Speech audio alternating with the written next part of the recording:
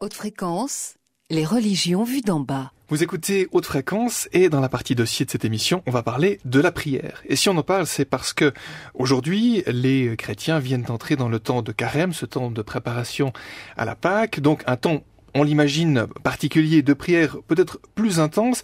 Et on va parler de cette prière, des différents types de prières avec vous, Marie-Claude Cudry et Gabriel de Sarzan. Bonsoir. Bonsoir. Bonsoir.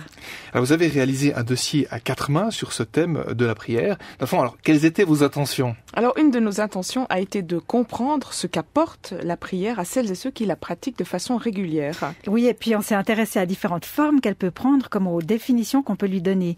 Parce que les gens mettent en général des choses très très différentes dans le mot prier. Il y a toutes sortes de prières, assis, debout, en silence, à haute voix. Oui, on peut prier à des heures précises, comme le font les moines ou les moniales, dans des postures extrêmement différentes aussi. On peut penser aux musulmans qui se prosternent pour la prière, par exemple. Oui, et prier aussi seul, mais aussi ensemble, comme le fait d'ailleurs la fraternité écuménique de Romainmôtier. Romainmôtier, c'est ce village du Nord vaudois réputé pour sa très belle abbatiale. C'est une abbatiale qui date du Xe siècle. Et depuis ce temps, on y prie tous les jours. Alors je suis allée à la rencontre de cette fraternité, c'était en fin d'après-midi. Je vous conseille d'ailleurs d'y aller à cette période-là parce que vous pouvez admirer la pierre de l'abbatiale resplendir dans ce coucher de soleil entre chien et loup, c'est magnifique.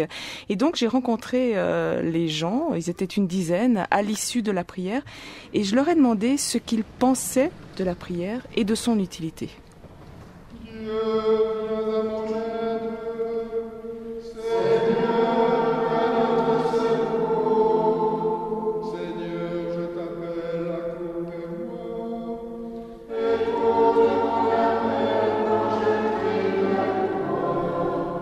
Moi, je pense que la prière établit une communion entre les personnes. Celles qui sont là, quand on est ensemble pour prier, est bien au-delà de nous. Alors, ça ne nous appartient pas de savoir si c'est utile ou pas utile. C'est une communion qui s'établit entre les personnes. Et la prière d'intercession, par exemple, que nous avons tous les soirs à l'office, joue un rôle important parce que vraiment, c'est une façon aussi d'accueillir les visiteurs qui ont laissé dans l'abbatiale une trace, une demande de prière.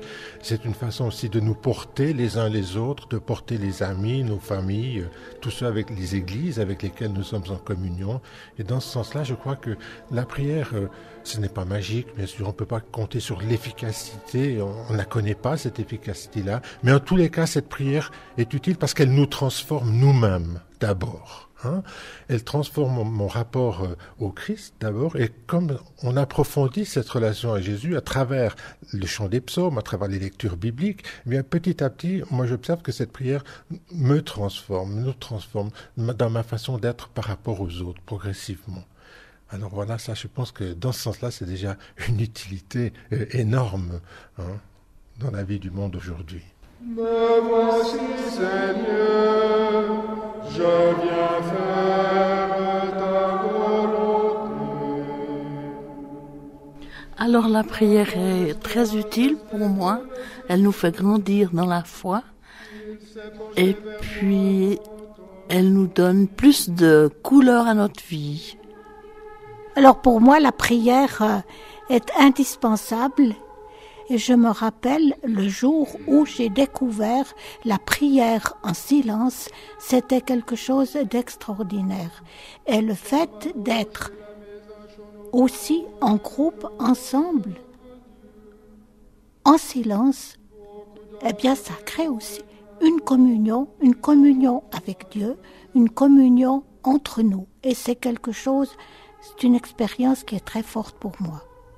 Moi, je dirais aussi que la prière à l'abbatiale crée un lien avec la population. Parce que les gens que je rencontre dans la rue, tout d'un coup, ils me racontent quelque chose, puis je dis, est-ce que tu es d'accord que je dise ton nom à la prière ce soir ? Et je suis très touchée par les personnes qui ne viennent jamais à l'église, mais qui disent oui, vous pouvez dire. Et ça crée une communion avec eux. Et quand on se rencontre, alors je leur casse pas les oreilles tous les soirs, mais je leur dis de temps en temps, tu sais, on continue de prier pour toi. Et merci, c'est sympa. Et je pense que pour moi, c'est une des choses les plus importantes actuellement. C'est cette relation avec les gens du village que je rencontre tous les jours et que je peux porter au Seigneur. Et ils sont reconnaissants pour ça. Et je peux dire que c'est un lien avec beaucoup de personnes, mais aussi en priorité un lien avec Dieu, évidemment. Parce que si je suis pas bien avec Dieu, j'ai un peu de peine à lui apporter des gens. Hein.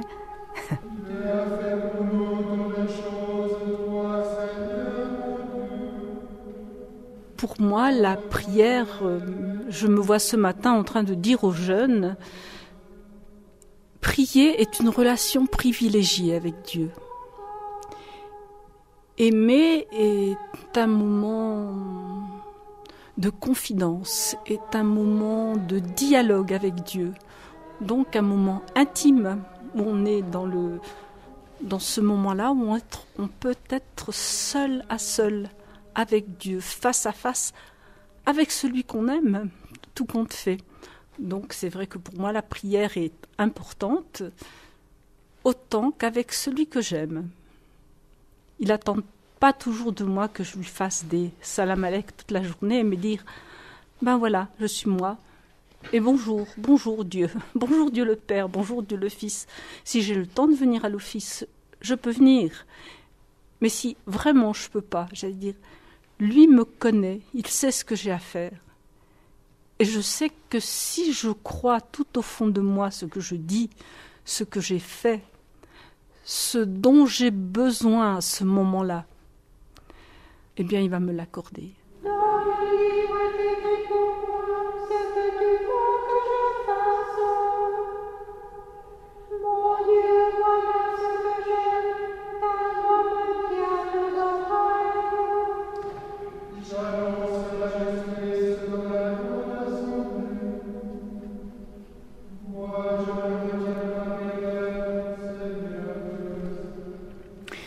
Des membres de la fraternité œcuménique de prière de Romain-Motier dans le canton de Vaud, qu'on entendait à l'instant à votre micro, Marie-Claude Cudry.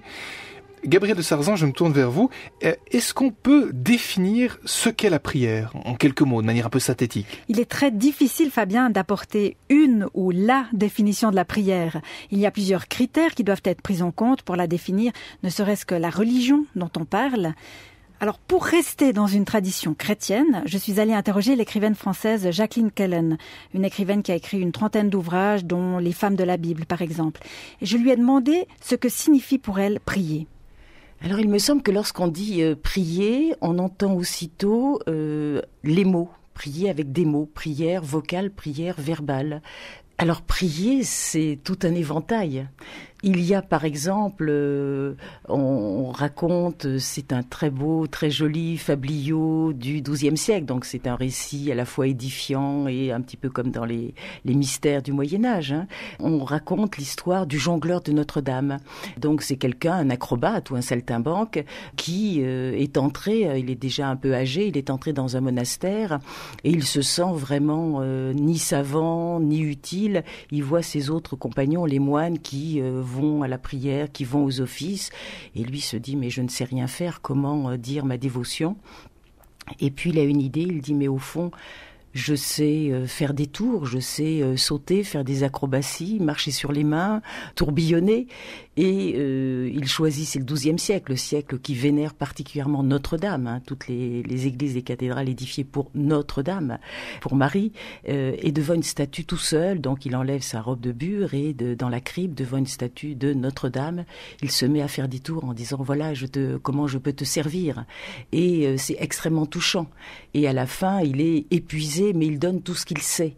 Donc la prière, c'est beaucoup plus, me semble-t-il, que ça déborde les cadres des prières apprises. Alors bien sûr, si on appartient à une communauté, c'est important, en effet, de chanter d'une seule voix ou de faire monter ce concert de prière ou de louange.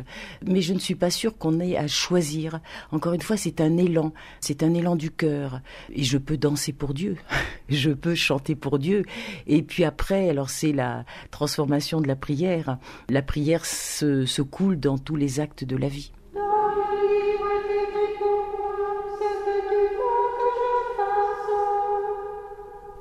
Je pense que pour beaucoup d'entre nous, prier, c'est demander.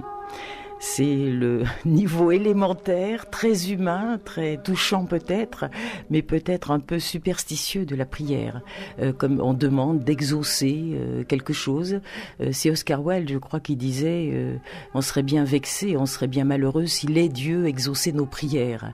Parce que souvent nous demandons des choses qui sont, après on voit qu'elles se révèlent pas très favorables. Donc une des premières démarches de la créature mortelle, c'est de demander la santé ou la réussite, le bonheur, enfin toutes des choses extrêmement terrestres, mais ô combien importantes tant que nous sommes sur cette terre. Et justement, parmi les premières instructions qui nous sont laissées par écrit, il y a un traité sur la prière qui est très simple comme de recommandation, de conseil, qui vient de Évagre. C'est au IVe siècle, c'est un Cappadocien, donc l'église orientale, qui a vécu comme ermite après en Égypte, et donc qui a l'expérience de la prière. Et il dit toujours l'importance de cette conversation avec Dieu, cette élévation de l'esprit vers Dieu. Ce n'est pas tant les mots, ce n'est pas non plus l'habitude, c'est y mettre le sentiment, comme il dit. Et il insiste pour rappeler que la prière est une élévation, c'est-à-dire ce n'est pas ce qui nous rattache à nos soucis quotidiens, à la vie terrestre, mais c'est ce qui nous hausse, qui nous hisse justement vers la divinité, ce qui nous met debout, ce qui nous met en marche. Et donc, tant ce qu'il appelle la pure prière, tant que nous sommes, ce que nous demandons, c'est toujours lié à notre finitude, à notre existence terrestre, si importante, si précieuse soit-elle, nous ne sommes pas dans la prière, nous sommes éloignés. La prière, c'est justement, opère ce détachement. Alors, un mot qu'on a du mal à accepter, ce détachement, mais donc cette libération des liens terrestres. Et un grand mystique que j'apprécie infiniment et qui maintenant devient bien connu, heureusement, parce que tous ces textes nourrissent notre être, c'est le prêtre Maurice Zundel, qui dit, bien sûr, c'est important de demander des choses pour notre vie matérielle, mais dans la mesure où elle nous aide à nous élever, à nous rappeler, en effet, l'immensité de Dieu. Et il dit au fond, si on cherche bien, si on médite bien, ce que l'on demande dans la prière, c'est Dieu lui-même. C'est la présence de Dieu. Donc ce n'est pas rien. Et alors, est-ce qu'il y a des mots? Il n'y a pas de formule pour accaparer Dieu. Le plus beau chant n'emprisonnera jamais la présence divine. La plus belle musique ne sera pas là pour obtenir son amour. Mais le désir de l'être est grand. Pour moi, la prière, c'est un désir.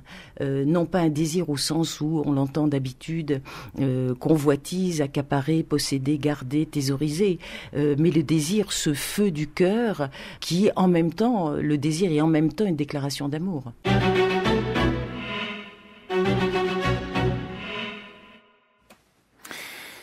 Quelques informations concernant la route. Sur l'autoroute Morat-Yverdon, il n'y a plus de danger lié aux piétons précédemment signalés à la hauteur de la jonction de Payerne en direction d'Yverdon. Sur l'autoroute Martigny-Lausanne, un embouteillage de 13 km s'étend entre le tunnel de Glion et Chèbres en direction de Lausanne. Toutefois, l'accident survenu sur ce tronçon est à présent dégagé. En raison de la forte surcharge de trafic, le tunnel de Glion est fermé par intermittence pour éviter la formation de colonnes dans cet ouvrage et un important bouchon s'étend également sur le tronçon Saint-Trifon-Villeneuve. Il faut compter près de 2 heures de parcours supplémentaires entre Saint-Trifon et Chèbres. À noter que la route cantonale est aussi saturée entre Hollon et Villeneuve en direction de Vevey. Et on retrouve Jacqueline Kellen, écrivain, dans ce dossier Haute Fréquence consacré à la prière. Que ton amour et ta vérité sans cesse me guident. Vas-y Seigneur, je viens faire ta volonté. Les malheurs m'ont assailli, leur nombre m'échappe. Plus nombreux que les cheveux de ma tête, il me faut perdre cœur. Je suis toujours émerveillée, étonnée, voire ébahie quand quelqu'un me dit je prie chaque jour 1 heure ou je prie beaucoup. Et je me dis, mais ce sont des prières codifiées, apprises, transmises depuis des générations, ou depuis le Notre Père, proposé par Jésus lui-même. Qu'est-ce que prier? Comme si ça allait de soi, comme si même c'était indispensable, obligatoire, une vie chrétienne ne se passe pas de prière. Et ce qui me paraît important, c'est ce désir de prier. Cette attitude, cette disposition. Prier, qu'est-ce que ça veut dire, au fond? Et ce n'est pas une question cérébrale, intellectuelle. C'est est-ce que j'ai désir? J'ai désir de présence divine. C'est un désir de rencontre, c'est un appel.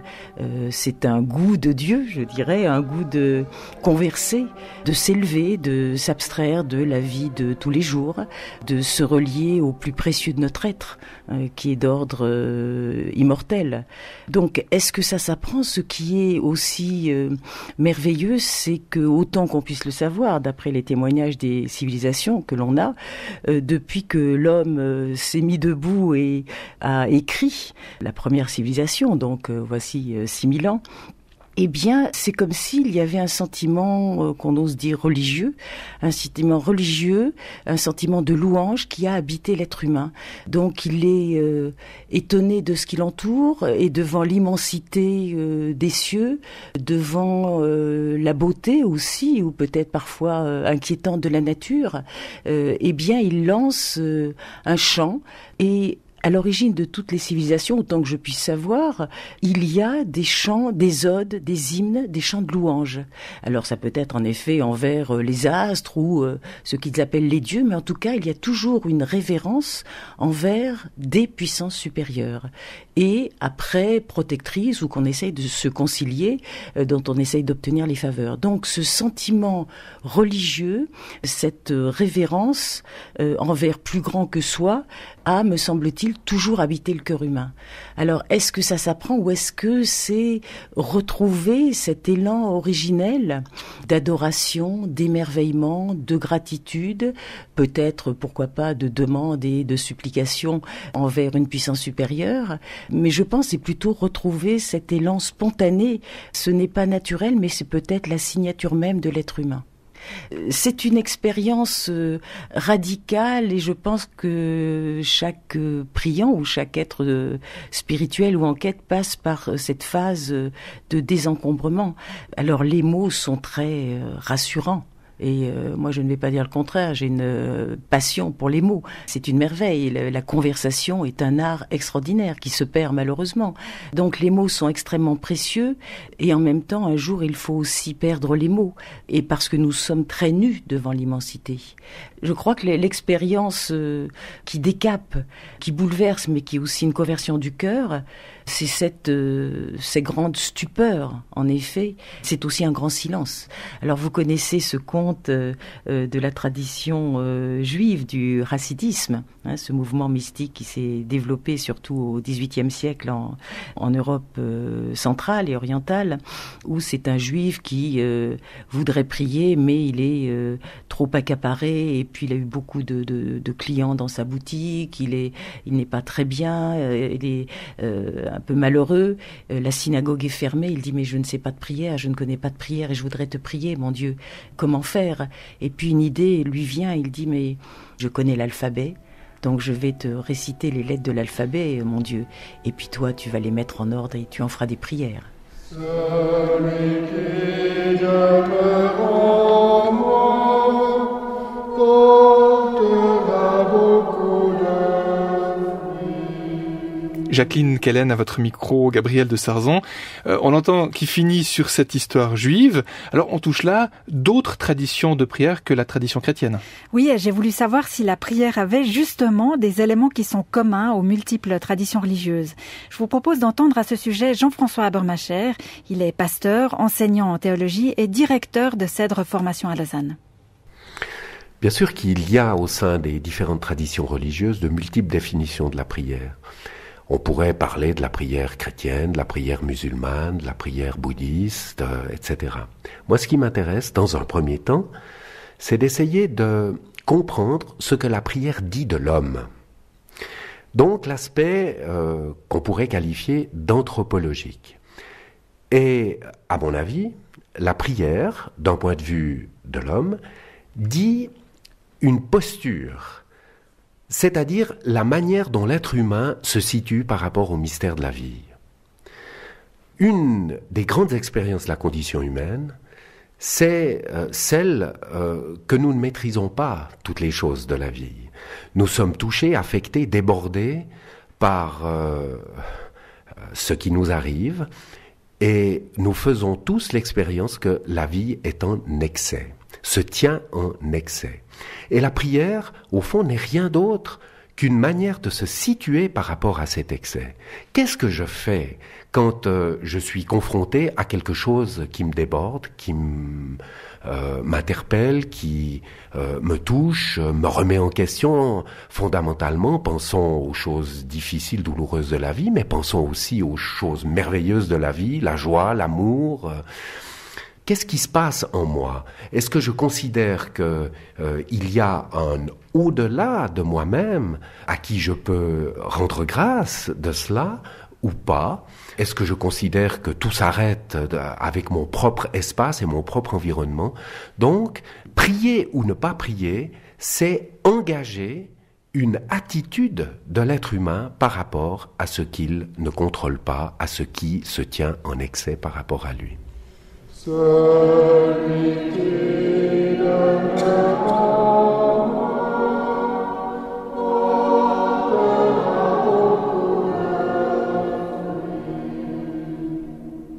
gloire au Père, au Fils et au Saint-Esprit. Celui qui demeure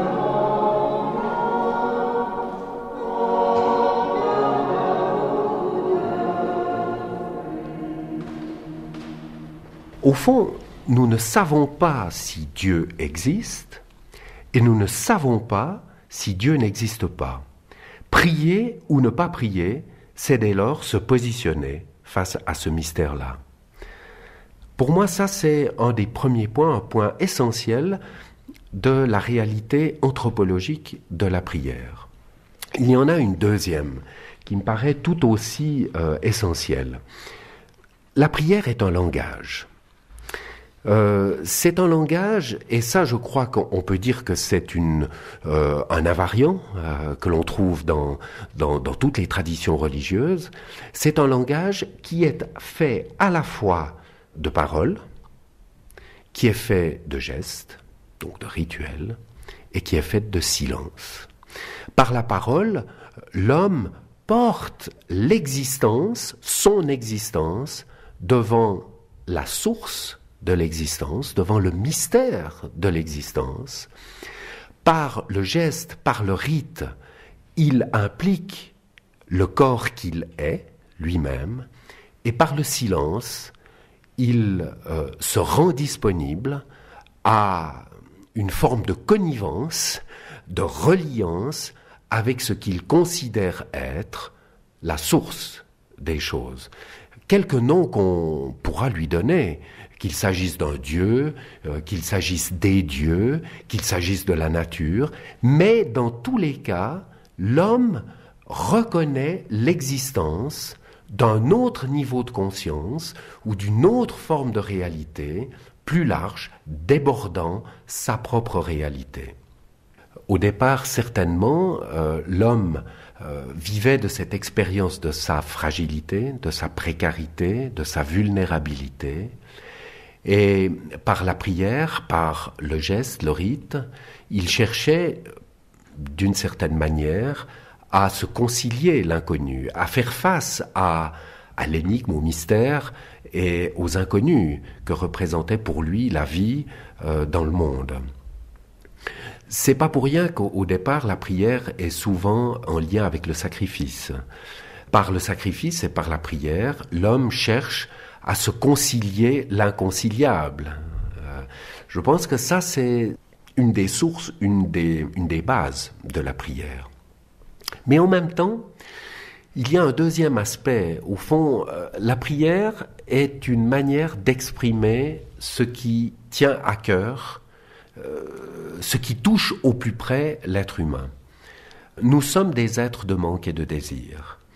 Nous sommes des êtres de demande, nous participons, nous partageons toute cette inconnue que nous sommes pour nous-mêmes et nous tentons d'y faire face, d'en répondre. La prière, c'est une manière de répondre de ce qui nous dépasse. Alors bien sûr que pour certains, prier, c'est chercher à tirer le plus gros pactole, le max, la maximisation et tout. Non, prier, c'est reconnaître que nous sommes des êtres de manque et de désir sans nécessairement arriver à nos fins. Beaucoup d'hommes verront et craindront, ils auront foi dans le Seigneur.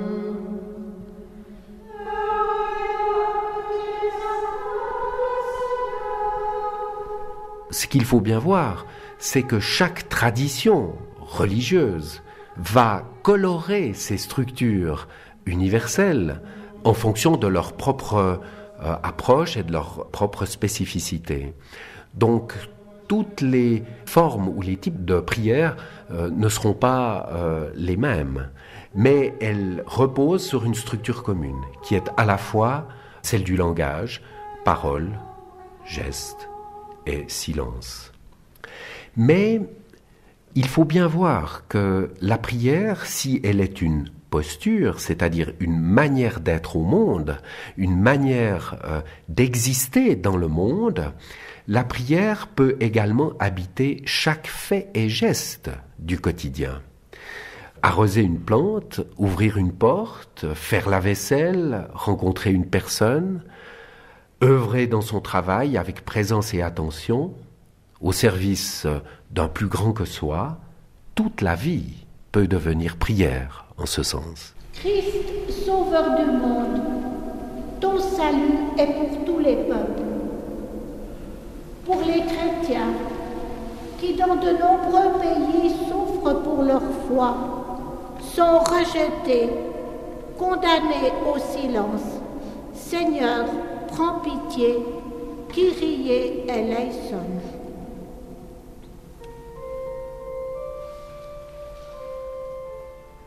Un dossier consacré à la prière signé Gabriel de Sarzan et Marie-Claude Cudry dans Haute Fréquence. Haute Fréquence, c'est aussi un répondeur téléphonique pour enregistrer vos messages. Le numéro, c'est le 058 236 60 70.